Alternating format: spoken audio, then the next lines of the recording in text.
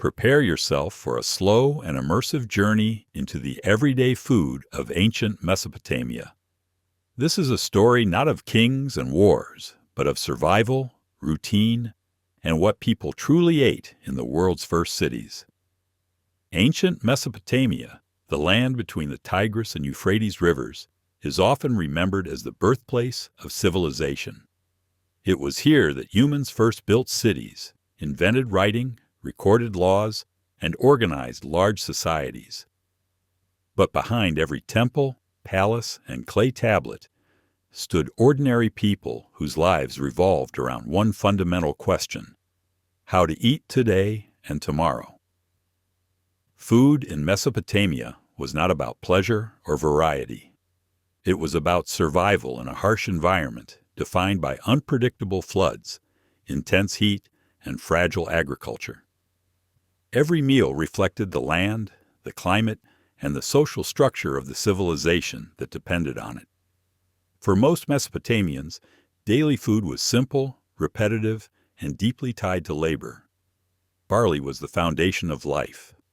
Unlike wheat, barley could survive the salty soils and irregular flooding of the river valleys. Fields of barley stretched across the landscape, harvested by hand with sickles and stored in massive communal granaries. It was the most important crop, so essential that it became a unit of value. Wages, taxes, and rations were often calculated in barley. Bread made from barley was nothing like modern bread. It was dense, heavy, and coarse, often filled with husks and grit from stone grinding.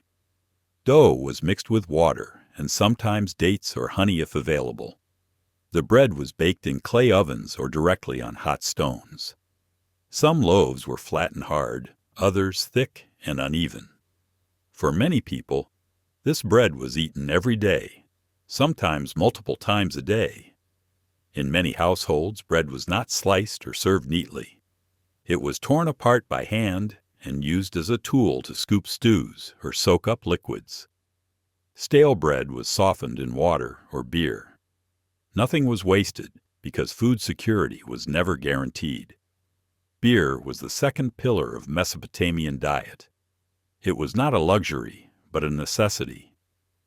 River water was often unsafe to drink, especially in cities, so beer became the safest daily beverage.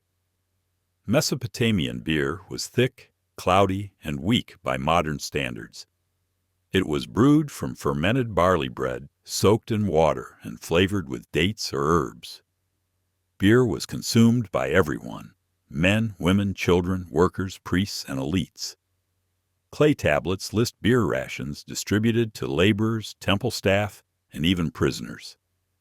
The amount of beer a person received depended on their social rank. Skilled workers received more, unskilled laborers less. Because beer contained solid residue, it was often drunk through long reed straws to avoid swallowing grain particles. Scenes carved into seals and reliefs show groups of people gathered around large jars, sharing beer together. Drinking was communal, routine, and deeply social.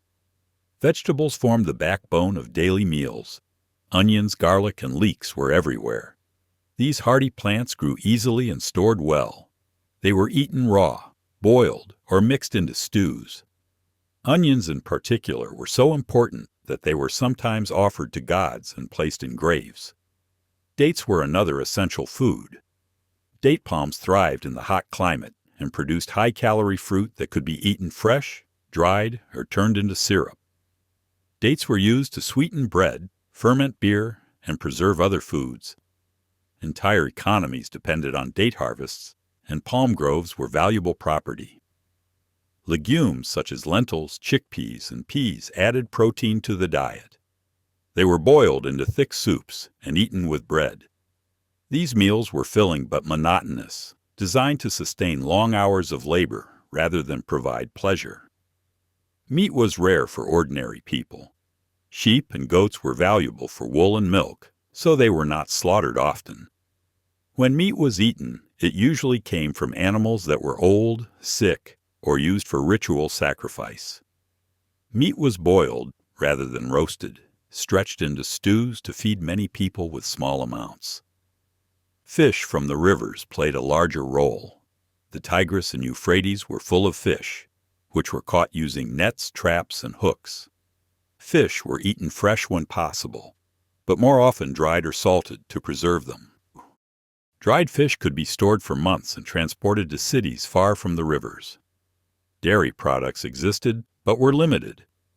Milk spoiled quickly in the heat, so it was usually turned into cheese or yogurt. These products were more common among pastoral communities than city dwellers. Cooking in Mesopotamia was practical and minimal. Kitchens were simple spaces with clay ovens, grinding stones, and storage jars. Fuel was scarce, so cooking times were kept short. Meals were prepared early in the day or in the evening, timed around work and daylight. Social class determined diet. Wealthy households enjoyed greater variety, more meat, better bread, imported spices, and refined beer. They could afford cooks and servants to prepare complex meals. Clay tablets even preserve early recipes, listing precise ingredients and cooking methods for elite dishes. Ordinary workers ate what was available and affordable. Slaves and laborers relied on rations distributed by temples or employers. These rations were carefully calculated to provide enough calories to maintain productivity, not comfort. Food was deeply connected to religion. Temples owned large tracts of land and controlled food production. Offerings of bread, beer, meat, and fruit were made daily to the gods. After rituals, much of this food was redistributed to priests and workers.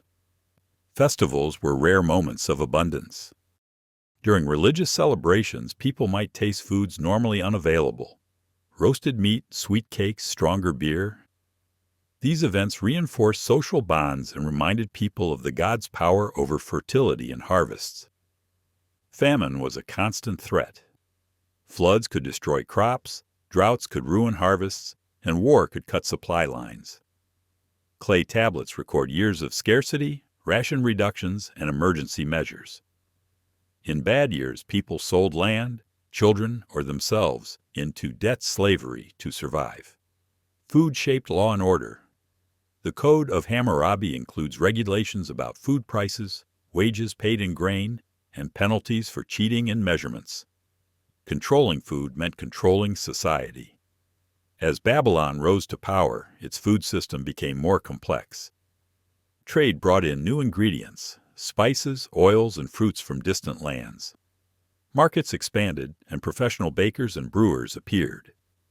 Yet for most people, daily meals remained unchanged. At the end of the day, ancient Mesopotamian food was not designed to impress. It was repetitive, heavy, and functional.